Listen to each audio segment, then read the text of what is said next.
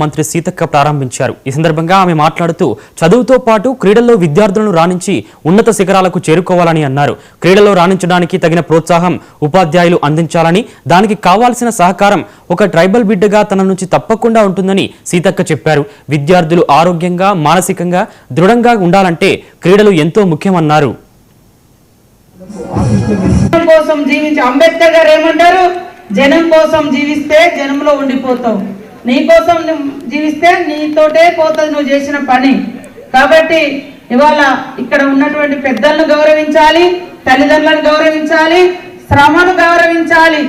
మనోళ్ళు హాస్టల్లో అక్కడక్కడ పని చేసుకుంటే తప్పులేదు, మనం ఇష్టంతో చేసుకోవాలి. మన రూమ్లో బాగాలేదు నీట్గా ఉంచుకోవాలి. ఆ చెత్త అక్కడ ఉందనుకో, ఎవరు చూడలేదు అనుకో, ఒకవేళ ఆ రోజు వర్కర్ రాలేదు ఏదో అయిందనుకో, మనం ఇంత చేసుకున్నట్టు మనం ఉండే హాస్టల్ కూడా మన ఇల్లే. మేము అట్లా చేసుకునేది. నేను కూడా దాదాపుగా 4th క్లాస్ నుంచి 10th క్లాస్ వరకు ములుగు గర్ల్స్ హాస్టల్లో చదువుకున్నా. ఇవాళ కొంతమంది ఏం చెప్తారంటే గవర్నమెంట్ స్కూళ్ళలో చదువుకున్న వాళ్ళకి చదువు రాదు, ఇంగ్లీష్ రాదు, అది ఇదని ఏదో తప్పుడు మాటలు మాట్లాడతారు. అంబేద్కర్ గారు అయితే పాపం బడికే పోలే.